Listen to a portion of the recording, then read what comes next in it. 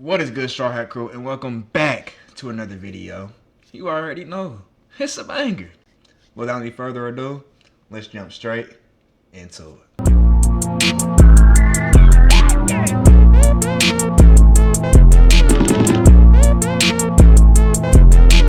Alrighty, and for today, we are back with Ratlanta, their embarrassing fall of Young Thug, part 3. You know what I'm saying? We gotta finish this. You feel me? By Trap Lord Ross, of course. I think this is where we were at. I watched both the videos, so I think we have a good consensus. Let's go ahead and get into it, though, y'all. Had to pay for your mistakes.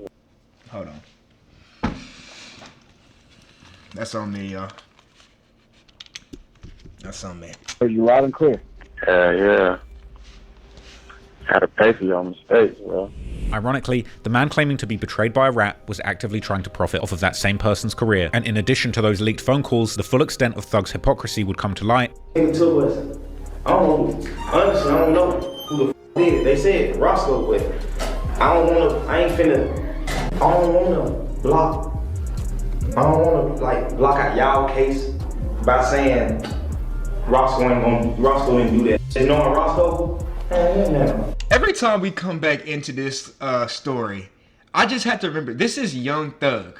The nigga that's known for, hey, if you a rat, stay away from me. I don't want to be around you. You feel me? I don't fuck with you. You a snake. That type, hey, he's on that. Nigga, you in here, I done seen about 20 clips of you just fucking telling everything. Just saying all types of, just saying more than you even have to. You said more than you even had to, Thug. You was talking about shit that had nothing to do with the fucking case. No bullshit. No bullshit. And then you gonna offer, and then I don't know if y'all tuning into the left, he gonna offer to, yeah, if y'all need anything else, I got, like, come on, bro. Shit crazy, man. That's why you never trust what a nigga say. Watch his actions. Because words are cheap, bro. Actions, they really show who you are. You know what I'm saying? Like, truthfully. When his interrogation video revealed that he had spoken openly to police about everything from Pee Wee Roscoe's activities in the streets. I'm sure you know what happened in Cobb County, right? With Pee Wee and all that crap. Oh, Roscoe. Yeah, Roscoe. Oh, yeah, with that little one. Yeah. There's a lot of stories, I guess, that are out there. Who knows if they're freaking true or not, you know what I'm saying? But that's why we're here kind of... To Lil Wayne's beef with Birdman. Like 2 or 3 months after he dropped the mixtape, you heard TMZ and all, like, he's suing Birdman because Birdman owed him for albums. And then that was when everybody was like, oh, he owed this motherfucker. That's why they did. Just when you thought things couldn't get any worse, online detectives would dig up another piece of paperwork from the YSL trial that allegedly pointed to Thug snitching again. According to a motion filed in the summer of 2023, Thug's defense team was trying to stop a detective named Quinn from testifying that he had talked with Thug years ago in the back of his police car, a conversation during which Thug had allegedly offered up information relating to a murder that hadn't been included in the YSL trial. As part of the motion, Thug's defense asserted the claim was entirely false and that the alleged incident never occurred. Moreover, what appeared to be a response based on Detective Quinn's testimony, this supposed murder was not the murder of Big Nut, and the alleged discussion was therefore irrelevant to the current trial, while also adding that Young Thug had been very young during this supposed interaction with... This evidence must be excluded because saying it's not so like I just said, that nigga's over there telling shit. So if that's what they trying to say, that what he said had nothing to do with the trial, that nigga is literally snitching about shit that has nothing to do with what, like, bro, what the fuck is that? Bro, you can't be big gangster, and then not only are you snitching, not only because I don't give a fuck. I'm not that nigga's gonna be like, wow, you just snitch, bro. Supposed to keep it street. I don't care. But not only is you snitching, nigga, you snitching about shit that had nothing to do with the case. You just snitching to snitch. At this point, just saying, hey, fuck it, I'm already caught. Might as well just spill the beans. Like, come on, man.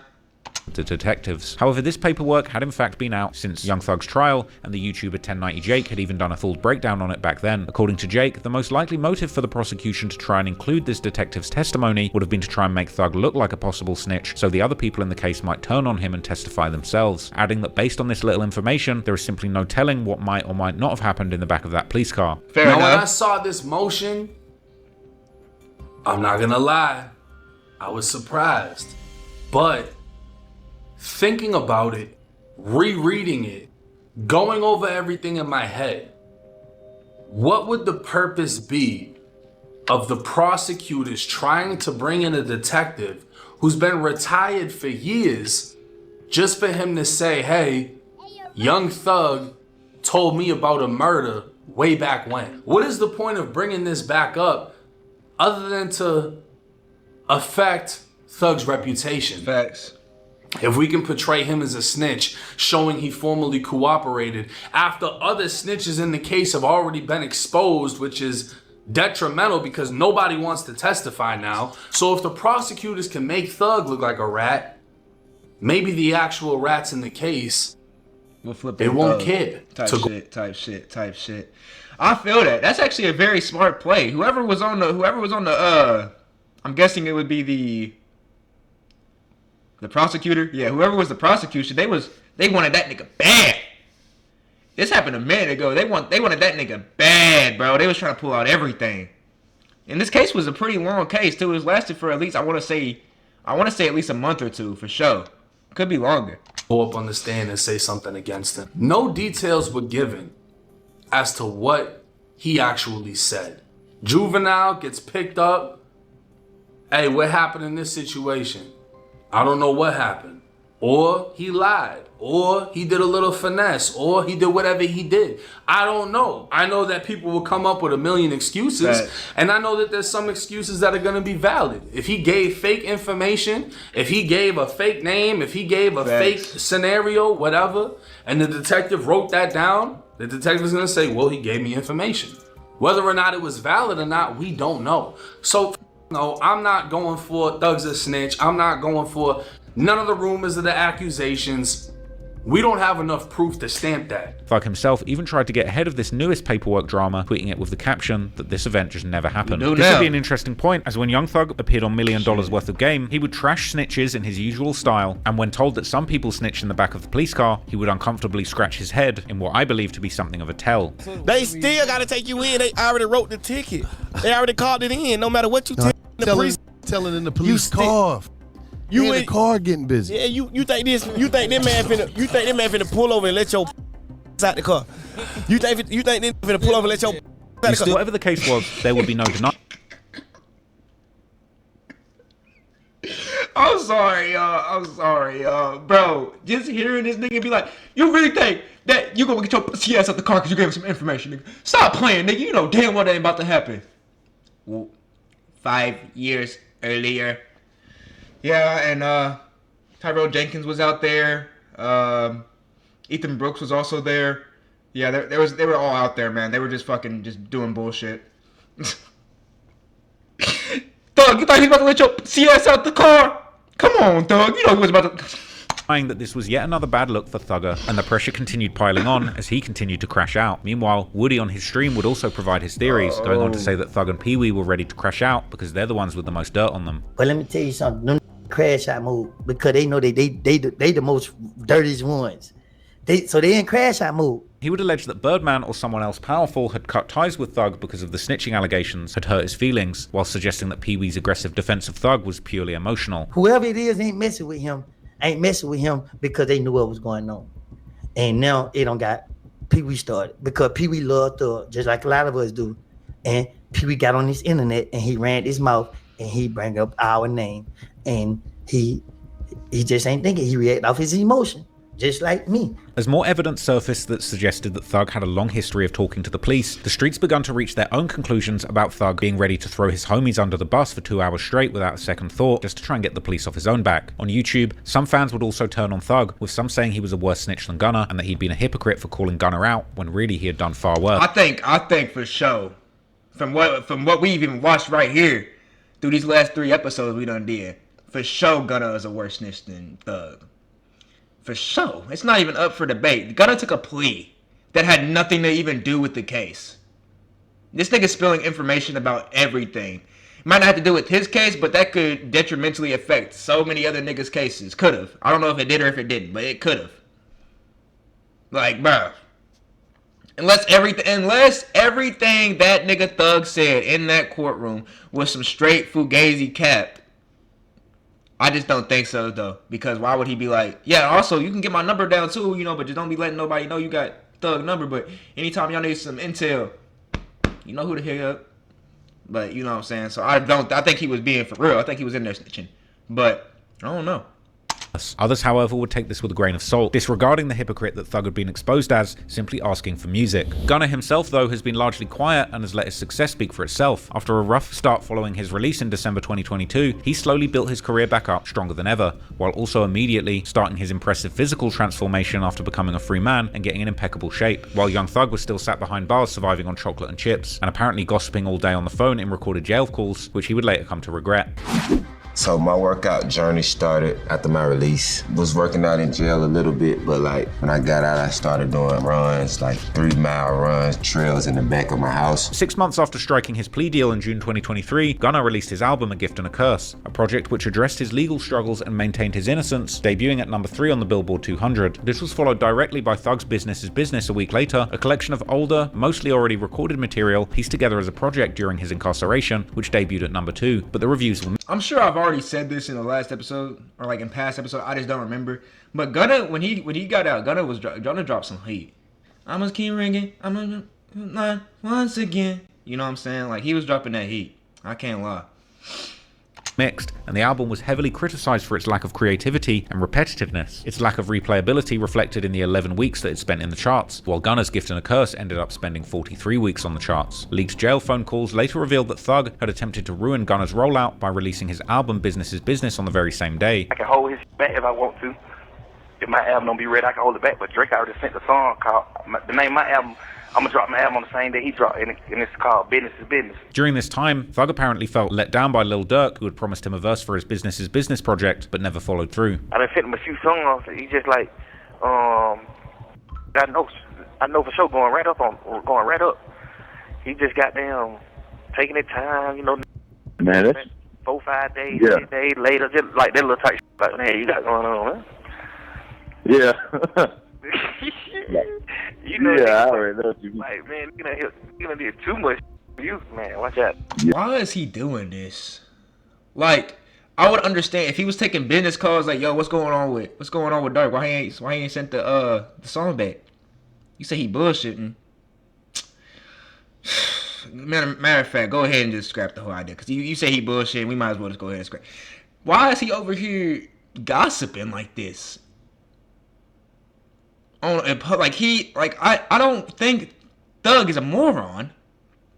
He knows every jail call is recorded. Especially, Thug, why are you... Was he in prison? Why do you not have your own phone? I know, nigga, I watched too much C. Bill to not know about how to... Like, if you were in a actual prison, I don't know if you were in county or if you were in prison. But if you were in prison, nigga, you could have had a phone, no record. You could have been talking like this. Nobody would have ever known. Or maybe, I don't know if someone leaked him or not. I don't know if this was off the jail connection, like he got leaked off the jail connection, or someone leaked the phone call. But if he done this on a jail phone, he's low-key a little slow. I'm just gonna be honest. I expect, like, you know you don't want this shit to get back. You know you don't want niggas hearing how you was talking about him and all that type of shit. So if you are going to gossip, at least be smart. Do it on a phone that you can't be tracked, that couldn't be recorded on. You know what I'm saying? But I digress. Yeah. He did that Yeah, on when that this shit album, dropped. too. Yeah, I want them on that album. Yeah. But even while dealing with subliminal insults from Lil Baby, Lil Durk, and more over his snitching allegations, Gunna kept it pushing. His next album, One of One, dropped in May 2024, showcasing his signature melodic style and proving to be another commercial success, debuting at number 2 on the Billboard 200, further solidifying his successful comeback. And both of Gunna's albums post-plea ended up outperforming Thug's Business is Business in terms of both Billboard chart longevity and streaming numbers. Then in October 2024, Thug took a plea deal and got released from jail too. His probation terms prohibited him from promoting any criminal street activity, including using hand signs, terminology, or language related to it. That directly affected what he could rap about, but at the same time, expectations for his releases were at an all-time high, with one post on the Young Thug subreddit reading 36 hours later, no first day out, showing that the fans were waiting impatiently for his comeback. But according to his sister, Thug needed time to heal mentally. Up until that point, Gunna had shown nothing but love and support for Thug, but now that Thug was back out and able to use social media, he publicly shunned Gunna and refused to support, telling him to stop acting like they're friends, and saying that he doesn't even know him, seemingly enjoying the power that he now held over. And that right there, like, cause I didn't care about none of that. Like, I remember seeing this. I didn't care about the snitching. I never really cared about that too much. I never really had to be in the like that where I was just, that was my life. Like that's what I lived for.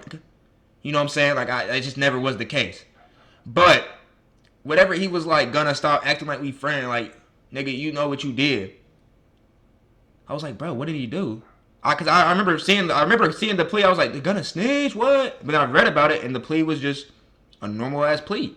It was like I want to say it was basically saying he knows that something in the organization, like that the YSL is a gang and that there is some gang activities going on, but he doesn't know who it is or anything like that going on. He doesn't know nothing like that. He just knows about that, and they let him go off with it. That isn't gonna do anything more to the case than it already. Like, they already knew you were a gang, my nigga.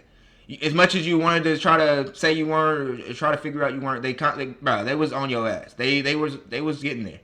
Maybe without the plea, they wouldn't have 100% known from Gunna, but bro, they was getting there, my nigga. They was on your ass.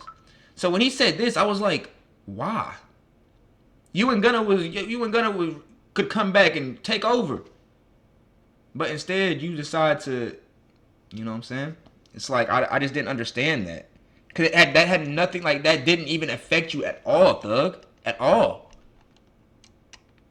Of Gunna's image, while at the same time perhaps also becoming nervous and jealous that his power could be slowly fading away. Then, when Gunna decided to fully move on by covering up his YSL tattoo, Thug was in the comments saying, I mean, he did just say that YSL must end, once again showing the pettiness and perhaps sheer joy that he was getting out of dunking on Gunna. And while this was an objectively pretty funny comment, it came to show that while Gunna's priorities and focus lay solely on his music and success and being more mature about the situation, Thug had other ideas and was continuing to be childish. Thug's delayed return to music came almost 3 months after his release at the start of 2025 on Lil Baby's album Wham. On the track Dumb Dumb and Dumber, where he featured with Future, the song wasn't greatly received. It was a delayed return to form that Pitchfork called a return to business as usual. He was seemingly still recovering from his lyrics being used in court, expressing that he had to watch what he rapped about, not just for the law, but also for his community. I normally like rap about cool things, you know? I just got like a few lyrics where I just rap about street stuff. And those are the lyrics that they try to use against me. But most of the time I don't rap about that type of stuff, you know? Does it make you think twice about rapping about street stuff? Yeah, because just like the impact that you got on the community, the youth, and not because of like the law. It's more so just like realistically, like kids actually listen to us. Hey, that's good PR training, Gunna. Not Gunna, my fault. That's good PR training, Young Thug. Like, all right, we gotta like dumb it down, so. But interestingly, Young Thug started his verse defiantly, saying that he didn't even feel like he'd been locked up for real and he was having his way the whole time. But the leaked phone calls that came later told a completely different story. Thug would go on to continue to back himself into a corner during Diddy's Freako trial, when Thug whipped up some controversy by calling Kid Cudi a rat for testifying against the diddler. At this point, it seemed the majority of people were actually just getting tired of Thug's tough guy snitch-hating BS. Yo, real quick though, how y'all feel about Thug calling Cudi a rat? Called him a rat. What the f? He's a subpoenaed witness. How? How does snitch culture overlap with this when you are subpoenaed, but you have a federal subpoena? He's a civilian. Did Cudi remove himself from hip hop? I stand with Thug on this one. Yeah, Freeze, did Kid Cudi? What? You stand with Thug on this one. So what are you gonna do? Ignore your federal? You know what? I'm not even about to enter. I'm not about to get mad. What? You're such a liar. I'm on my mama. He does. No, you don't. How? They wanted him to stop tweeting and start making music, and then he would go on to release the track Money on Money featuring Future in April. But this was badly received too, and with this being the intended lead-up single for his upcoming album I Scooty, it was rumored that the poor reaction to this song led the album to being delayed. Users of the Young Thug subreddit openly questioned what happened to Thug. I'm not gonna lie though to y'all. Whenever, I don't even remember Thug dropping any songs. I'm not gonna lie. I can't lie to you. I don't even remember Thug dropping any songs. I might have to go listen to it to see if it really was that ass, but I don't remember this at all. I remember when Gunna dropped that song, but not Thug. No glaze, but I'm just saying. Thug noting a perceived decline in relevance and output, as well as a falling quality of music, with one user calling the performance on Money as lackluster, generic, and a little bit too safe, while another editor claimed he could only hope that Thug was saving the good stuff for the rest of his album. Meanwhile, Gunna caught up to Thug and even surpassed him on multiple fronts, reaching the same amount of Billboard Hot 100 entries by August 2025, and surpassing and maintaining his lead over Young Thug's monthly listeners on Spotify. And even as the whole Young Thug snitching saga unfolded, Gunna seemingly maintained his silence and mature demeanor throughout, although commentators like academics even theorized that maybe it was Gunna's team that would have been behind the leaks of the phone calls since they only targeted Thug, explaining during one of his streams that some of the leaks could only have been obtained by the lawyers of somebody who'd been involved in the case. Jail calls. Now, if you're wondering how the jail calls are getting out there, I'm almost certain Gunna's team is leaking it to his fan pages. Okay. I'm almost certain. Okay? I know they're not going to agree to it, right?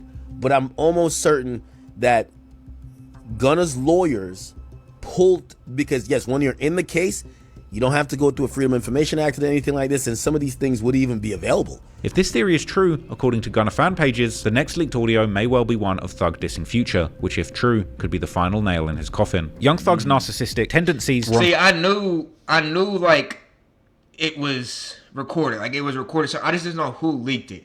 I don't know if the person that was on the other line with them leaked it, or if a nigga that worked in the jail leaked it, or what. I just didn't know. But that does make sense that it would be Gunna's team that, you know what I'm saying, was like, you said he's a rat. That's real interesting, Thug, because we got this about you. Press play on it. Full display in a number of other calls that were leaked during his time in prison before he took his plea. Another leaked call would cause the mask to slip further, as Thug was exposed for being salty about not receiving a verse from Kendrick Lamar for his Business is Business album. On the call, Thug was heard saying that he hopes Kendrick does the verse and asking if Kendrick has a price to appear, and being disappointed when he was told that a Kendrick Lamar verse can't simply be bought. With the racks, with Kendrick, Future grocery bag. Say again? I hope he do it. So do I. I mean, well, even if you don't get... He don't take no money, do he? No. He wouldn't do that. But think about it. He does so few verses. Like, you know what I mean? Like, he's not just doing verses. Like, Thug would be told the only person who gets verses from Kendrick is his artist Baby Keem, with Thug ranting about how he doesn't like Kendrick because of the way he's so selective, and asks why he shouldn't be entitled to a verse from him. the only other person that gets a Kendrick versus Keem is Baby Keem, and that's like his cousin or his nephew or something. Right. Getting all the damn verses to this, man. What the heck you doing, crazy? All that fake. I ain't getting no rapper songs. I don't be liking them type of shit like that. Why? Thug, you can't be mad at this nigga because he don't want to work with you, brother. Whether it would be that's like me. That's like me being like, yo, Corey X Kent, let's make a video, bro. Yo, we would go crazy, bro. I'm good, bro. Bro, why don't you want to collab? Come on, man. We would go crazy. I see you collab with Dashi. Come on, man. We just like you. How are you mad at that, nigga? Bro, move on. You're being a little bit You're being very childish right now. I ain't gonna lie. Like it's someone doesn't want to work with you. Someone doesn't want to work with you, Thug. Come on, man. Too big. I don't want to do no feature. Why?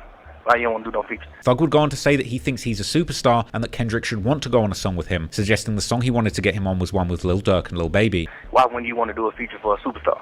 Like you ain't like goddamn the street calling you for a song, you know? Like, right. You really got Lil Durk calling you for a song, Lil Baby, Thug, real superstar calling you for a song. Why wouldn't you do the song? We lit, nigga. We going #1 too. What you thinking? Now, clearly Thug wasn't thinking, because he had Drake on his Business is Business album twice, and Kendrick Lamar, as we now know, hates Drake. But Thug would go on to rant how this is the reason why Kendrick will never be bigger than Drake, clearly acknowledging their beef and saying how Drake has changed more people's lives and suggesting that Kendrick put him on, as well as dragging Kendrick's artist Baby Keem, saying that Kendrick doesn't put him on because their songs don't do numbers. Who blessed me? That's why will never be bigger than Drake ever in life. Never be bigger than Buddy. Buddy gonna do it right. Buddy for everybody. You know how many like Drake change? How many can take care of their family because of Buddy? Just like straight with you. Kendrick. Now, here's what I'm gonna say. I think there's some validity in what he said. Like, hold on, let me rephrase that. Him going on this whole fucking rant about how Kendrick Lamar isn't gonna be better than Drake and all that shit because he won't give fucking him a feature is just fucking ridiculous. That's very childish. But I do think there's a little truth to it, is that the reason why Drake is so popular is because he works for all type of music. I do think that's true. I think that if you branch out and reach every single demographic, then you'll have each demographic, you'll have fan bases from each demographic, and that's obviously going to be more than just having a fan base from one demographic. I mean, it's just, I don't think that's a controversial take. That's kind of obvious. But yeah, no, Thug is tripping. I didn't put it on. Y'all, you're a superstar. You don't ran up you a few hundred M, but you ain't put nobody on though. You see what I'm saying? You ain't even put Keem on. Cause showing him doing this, ain't really doing that. Thug would go on to say that Kendrick might be up a few $100 million, but he's never helped anyone, and that Baby Keem can't sell tickets. You ran you a few hundred M's up, but who you helped though? You ain't really helped nobody. It's the saying. You did all that shit, but man, you ain't helped nobody. Really gaining no fans off of you. Keem ain't big. Keem love hell. Man, can't sell no ticket. Watch out. Thug goes on to say that he truly believes that if Kendrick Lamar does a song with him, Lil Baby, Lil Durk, 21 Savage, and Moneybagg Yo, Kendrick's name will be trending in the streets. I truly believe you do a song with me, Wham, Durk, Moneybagg, Savage. I truly believe we'll have your dope trending, like, cause it's gonna be like people in the real world with you, not the goddamn, not the rap world. You know what I'm saying? It's gonna be real players and I mean, I can see that song maybe, you know what I'm saying, maybe doing something. I can see that song maybe doing something. I don't know if it'd be number one, but I can see that song. You said Thug, Lil Baby, Kendrick, and I forgot who he just said, but I can see that. I can see that doing something. Cool, lit and players and like that. You don't, them type of people might with you. You gonna get like the real streets and the real people with you. You gonna get the East Coast. East Coast ain't you, bro. Now, this was an ironic point to make because Kendrick went on to prove not only can he do Drake's numbers, but he's also landed #1 songs solo without any help, an achievement that Young Thug could not claim himself. Kendrick even had a solo #1 all the way back in 2017, where the world was still getting familiar with Young Thug. And this jail called Tantrum is made even more ironic by the fact that when Kendrick Lamar went #1 again with his Drake diss Not Like Us, he actually dissed Drake for doing what Thug was suggesting he do on this phone call, calling out Drake for using Atlanta street culture just to score clout and cool points, and even specifically mentioning Thug by name, saying that he must have made Drake feel like he was a YSL gang member too. From here, Thug continued to lament how he hates how Kendrick is keeping all of the verses for himself and is sat in a studio making solo albums, and that he should have been clout riding Atlanta rappers for street cred just like Drake does. You really trying to keep all the blessings to yourself. You Trap Lord Ross's comedy. Really trying to keep everything to yourself. You really sit in the studio and work on the album and don't put nobody on the album. Like, God damn, bro, you ain't gonna with nobody? You ain't gonna bless nobody? Bullshit King? Like, but it's like, what the hell is you doing? You probably with me, Wham, Dirt. Maybe that nigga just don't want to be associated with y'all niggas. Maybe he knows y'all's name is not the best and he don't want to be associated with that shit. Simple as that. Maybe that's what it is, yo. I mean, Sam, you probably with us. You probably calling us like, hey man, I want y'all on my album. I'm on some players this time around. I'm on some players. Like, come on, man, god damn. Thug would then say that he doesn't even care if he does the song or not, and that he's good regardless, and he would joke how he should continue being rare and make Young Thug's album cover his only post on Instagram in 6 years so he can get millions of likes, going on to say, what does being rare even prove? I don't know though, he crazy. Right. Yeah. Hopefully he do the song though. If he don't, I ain't really giving no damn. This still be good. Yeah, over good. Continue being rap, man. You know what I'm saying? Continue being rap, man. Stay supportive. Yeah. Put my album cover or something, man. Stay supportive, man.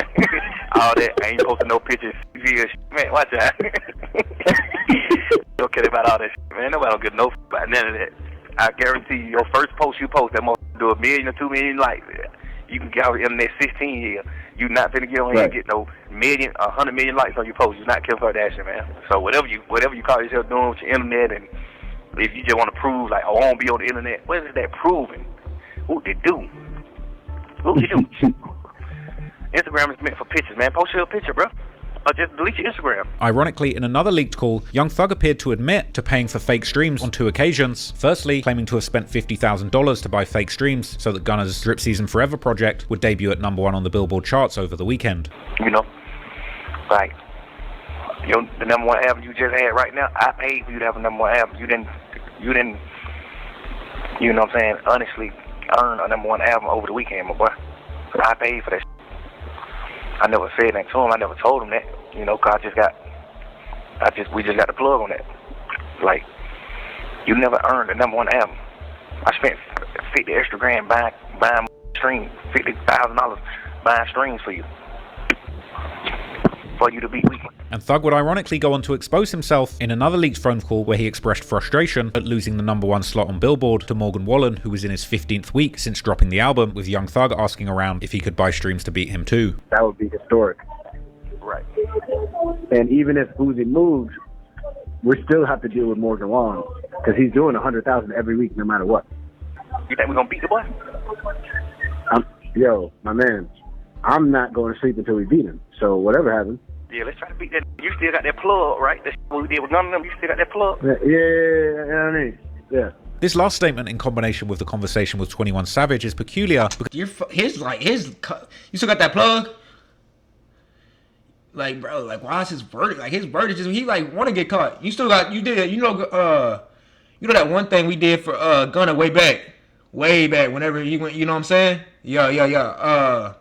Yeah, you still gonna do that? That would be more. At least they have to really put together what you trying to say. Like, you got that plug?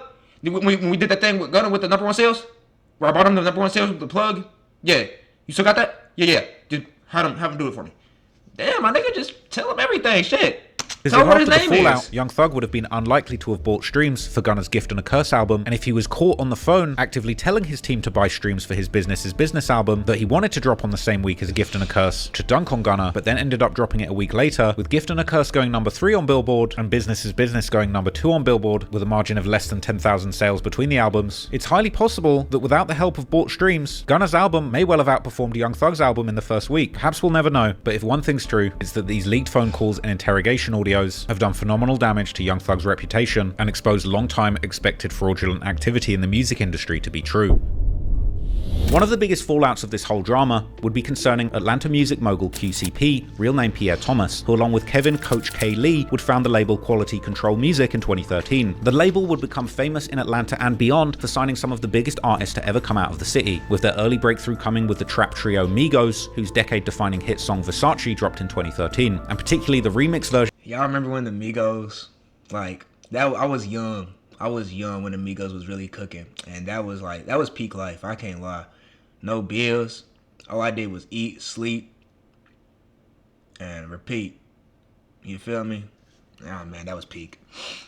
By the boy himself, Drake, would create an incredibly strong foundation for the label's launch. The label would then go on to sign newer generation trap icons like Lil Yachty and Lil Baby. All the while, their first top signees, the Migos, would keep dropping hits like Bad and Bougie, which was one of the biggest rap songs of the streaming era, with over 1 billion plays on both YouTube and Spotify. As the media outlets like the New York Times have written, QC almost single-handedly ushered in the new era of Atlanta rap in the streaming era, playing a pivotal role in making the city the modern mecca of rap, or more appropriately, trap, putting Atlanta's homegrown new style of rap music on the national and global stage. But the success wouldn't come without some hiccups. In March 2020, rumors would begin to spread that there was an internal strife in the label between Lil Baby and the Migos artist Offset, who had allegedly gotten into an altercation where Baby's entourage had jumped Offset at an Atlanta nightclub, with the video of this alleged incident or the aftermath going viral online.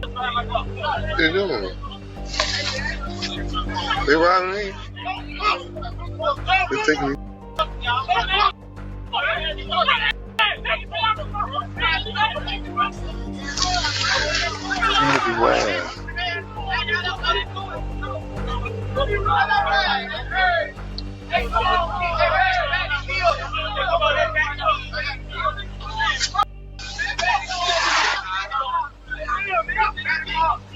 I hate, like, what is this nigga? Is he getting like he better be leaking, bro? Cause I hate when they do this shit. What's the point, bro? Like, we can't even see nothing, y'all. We over here trying to watch. We can't see shit. Damn. He better be getting his ass tore up. Like, YouTube better take his money, cause he had to blur it. That's why. Okay.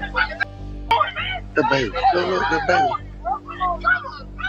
Baby would at the time strongly deny these claims, but rumors would keep lingering for years, with fans claiming that both Baby and the Migos were sneak dissing each other in their music, although publicly they would keep denying the existence of any beef. Also in 2020, off the heels of Lil Baby's mega success with his second studio album My Turn, would earn him his first #1 album on the Billboard 200 charts. He would go live in April on Instagram, telling his fans how he needs QC to give him $5 million expeditiously, or he'll be going back to the streets to make his paper. Come on, Lotto, you know I ain't on Instagram, but you know I'm bored.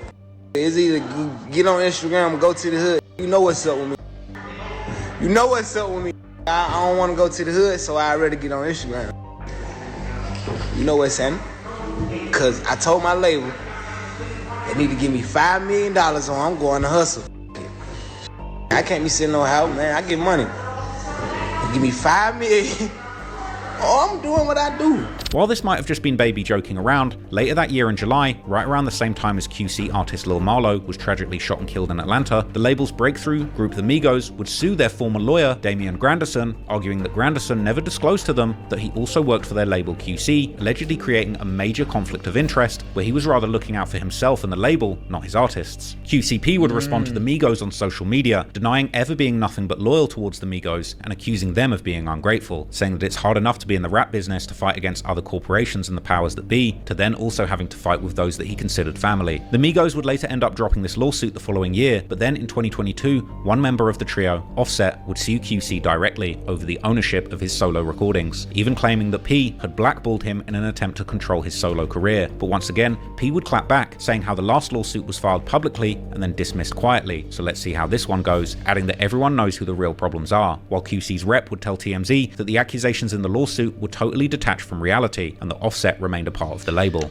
Bro, there's just so much shit into the fucking like the music industry. Like, there's just so much bullshit going on. You got niggas talking about they had to do, you know, some Diddy shit to get up in their career, or they got they on a motherfucking 360 of hell. Like, there's just so much bullshit going on. That's why I could never do it. Even if I had the talent to rap, I think I would probably just have to get a 9-to-5 at that point, because, like, bro, like, there's just so much fuckery going on in there. Like, I couldn't trust anything.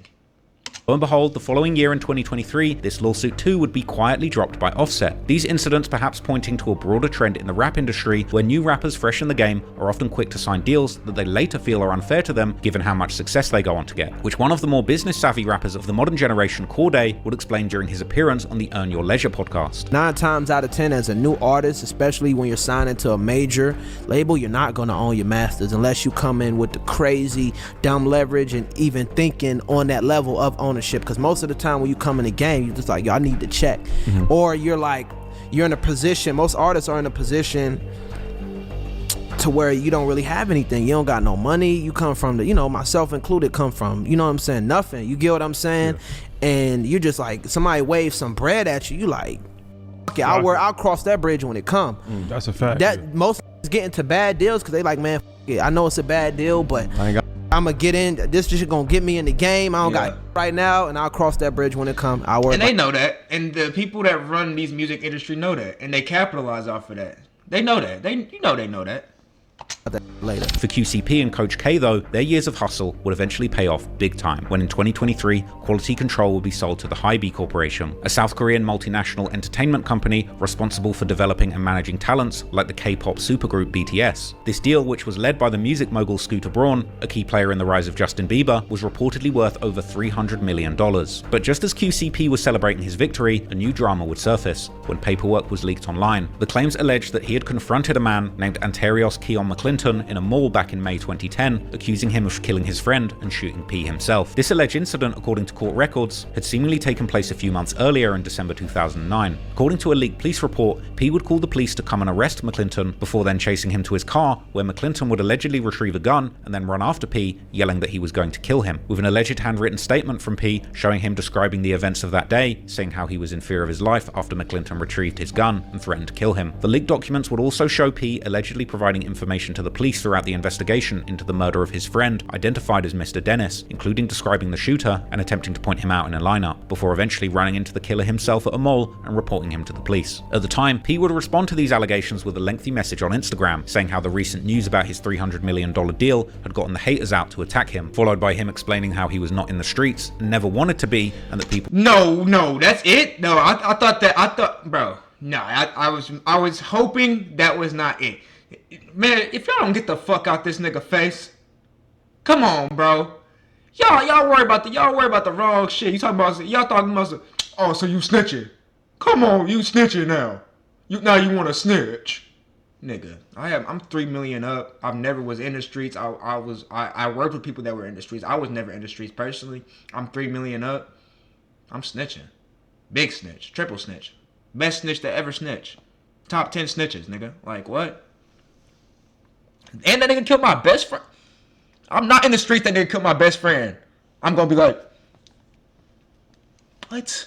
Should stop glorifying dumb stuff, while ending the message by paying tribute to his dead friend and calling the leaked police report fraudulent. Fast forward to 2025, after Young Thug's interrogation tape went viral, a series of leaked phone calls made during his time fighting the YSL Rico were leaked too. In one explosive phone call, we heard Thug gossiping with his girlfriend Mariah the Scientist, where he aired out dirty laundry between QCP and his artist Lil Baby. In the call, Thug claimed that Lil Baby, aka Wham, was the only person on the label who had made a profit for P, and he claimed that P had sold the whole label to Hybe, including Baby's masters.